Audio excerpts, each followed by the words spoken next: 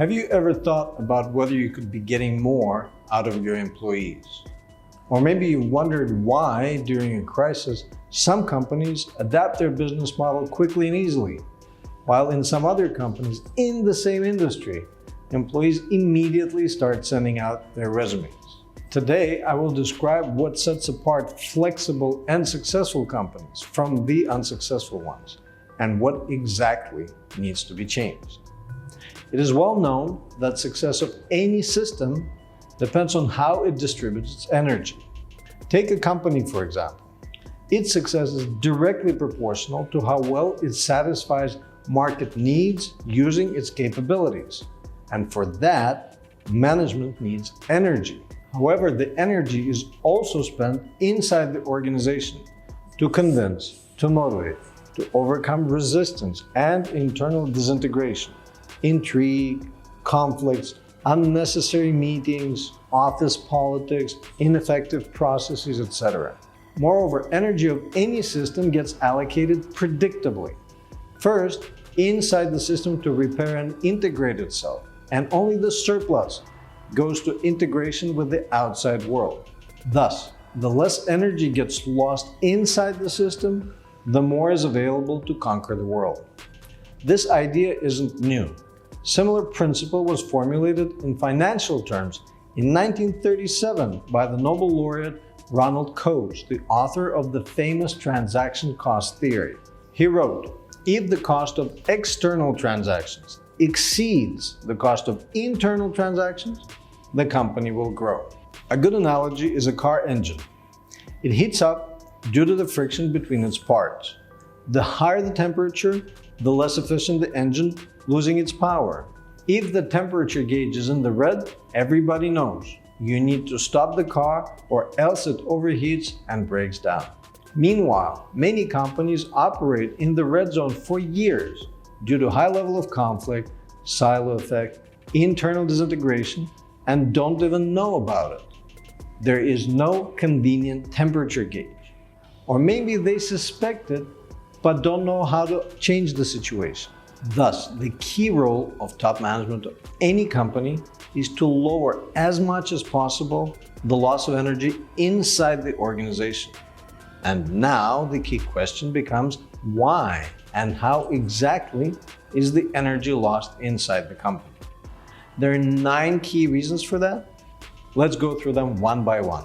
To continue the car engine analogy, there are 2 types of reasons: energy loss due to high friction and due to construction defects. Friction in any organization is the consequence of 3 normal conflicts. We call them normal because they're inevitable, exist in any organization, and all we can do is learn how to manage them in a constructive way. The essence of the first conflict is that job descriptions of managers in the same company often by necessity contain conflicting principles. Let me give an example. A CFO may be tasked with lowering accounts receivable, while the sales director is tasked with growing the client base. Hence, he is inclined to allow payment in installments, thus increasing the accounts receivable. The resulting conflict is known as the conflict of managerial roles. The second normal conflict is due to the fact that in any company, we have people of different styles working side by side. Administrators and entrepreneurs, communicators and workaholics. Their manifestations occasionally clash, leading to what is known as the conflict of managerial styles. The reason for the third conflict is the fact that all managers working in a company need the same limited resources: people, time, money. Investment budget, for example, is finite, and if your project gets funded, mine is less likely to get money. This inevitably leads to the conflict of interests between managers.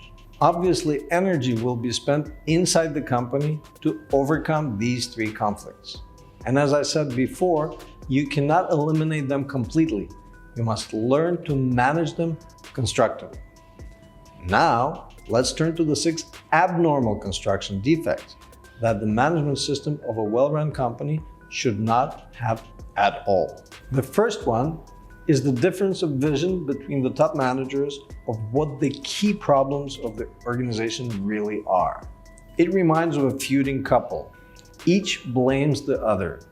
Finding common ground on anything becomes exceedingly difficult. Thus, first and foremost, we must align the top managers on what key problems of the company really are.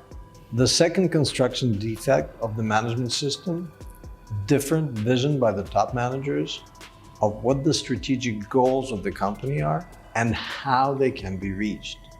Until we synchronize their vision of the desired future of the company, top managers will be pulling in different directions, wasting a lot of energy and thus lowering the chances of that desired future to actually being realized. The third defect of the management system, when the company org structure doesn't support and facilitate the implementation of the chosen vision.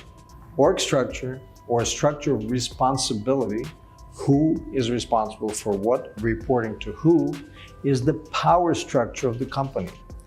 If you want the ship to turn left, it doesn't make sense to jump up and down on the deck shouting left, left, left. You need to lower the power of the left engine, increase the power of the right engine, and the ship will turn. And judging on how many players a coach puts on defense and offense during a soccer match, you can determine what is the strategy that the coach decided for the team. Same with the company. Org structure determines the future. Deciding on strategic goals of the company and placing its managers in position with the help of an org structure is not enough.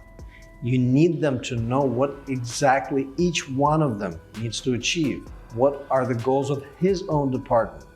And how can we check if the department is actually moving in the right direction? So the fourth possible defect of the management system is incorrect cascading of the strategic goals of the company to the KPI of each department, and unreliable and ineffective system of managerial reporting. It's as if we set the goals for the squadron captain, but forgot to explain to each pilot what exactly his plane should do, and did not equip them with the necessary gauges, altitude, incline, etc., all the necessary things that a pilot must know in order to be able to effectively operate his plane. So that the manager can actually fulfill the tasks in his responsibility area, he needs tools. He needs certain authority, the right to make decisions. Staffing, financial, commercial. Structure of authority is vertical by nature, since by default all authority is concentrated in the hands of the CEO, and he needs to delegate authority to the right level in the organization. To withhold necessary authority from a manager would be like putting him in charge of security, giving him the gun, but keeping the bullets in your own pocket. Would he really be able to provide security? So the fifth possible defect of the management system, the misalignment between the structures of responsibility and the vertical structure of authority.